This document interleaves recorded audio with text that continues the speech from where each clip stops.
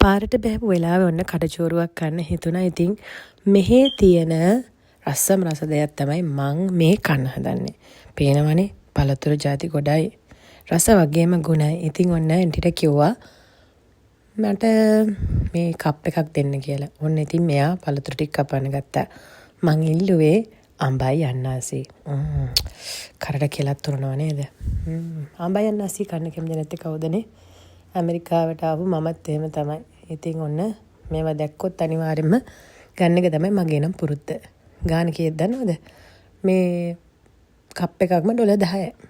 ඉතින් ඔන්න ඇන්ටි මේ විදියට පොඩියට අප ටිකයි අන්නාසි ටිකයි කපන ගමන් මං ඉතින් ඔයාලටත් පෙන්නන්න මේක වීඩියෝ කරගත්තා.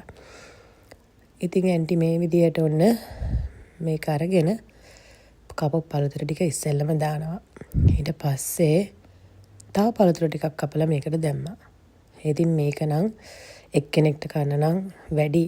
ඒ නිසා මම ටිකක් කාලා ටිකක් හස්බන්ඩ්ට ගෙනියන්න තමයි හිතාගෙන ඉන්නේ. ඔන්න ඉතින් මේ වගේ කවර් එකක් දාලා ඔන්න මේ දාන්නේ තහින්. තහින් කියන්නේ මේක රස කරන්න දාන ස්පයිස් එකක්. ඉතින් ඔන්න සෝස් ටිකකුත් දැම්මා. මේ සෝස් එකත් හරිම සැරයි. මට නම නම් අමතකයි. ඔන්න ඊට පස්සේ මං කිව්වා දෙහි ගෙඩියකුත් දාන්න කියලා. ඔන්න දෙහිත් දැම්මා.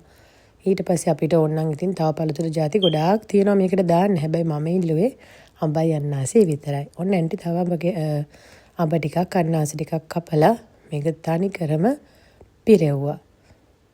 ওই විදියට ඔන්න ඇමරිකාවේ අච්චාරු ටික හදලා ඉවර වෙන ළඟයි ළමයි. ඊට පස්සේ තියෙන්නේ මගේ රස බලන වෙලාව.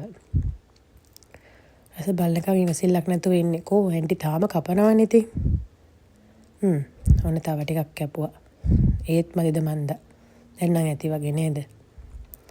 ඊට පස්සේ මම ගෑරුප්පු දෙකකුත් ඉල්ලගෙන තව තහින් ටිකක් දාන්න කිව්වා. මේ තහින් එක මේ කඩවල ගන්න තියෙනවා. හරිම රසය වල කාලා නැත්තම් අරන් කාලා බලන්න.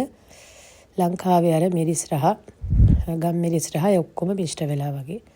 තව හොට් සෝස් ටිකකුත් දාලා ඔන්න තව දෙහි ටිකකුත් දැම්මා ඔය විදියට. ඉතින් ඔන්න දැන් නම් කටට කෙනෙලුවා නේද? කටට කෙලෙනවා.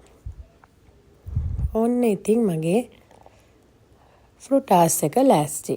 ඔන්න මම දැන් කන්න තමයි හදන්නේ මේක. මට හරියටම නම දන්නේ නැහැ මේකේ. ෆෘටාස් කියලා තමයි යා විකුණු වෙන. ඉතින් ඔන්න මේකත් අරගෙන වාහනේට යන ගමන් මග දිගටත් ඔන්න කකා තමයි මං ගියේ. ඔන්න වාහනේට ගිහිල්ලා ඉතුරු ටික කන්න තමයි මේ ලෑස්ති වෙන්නේ. භාගයකට වඩා මේකෙන් කෑව ළමයි. විශ්වාස කරන්න.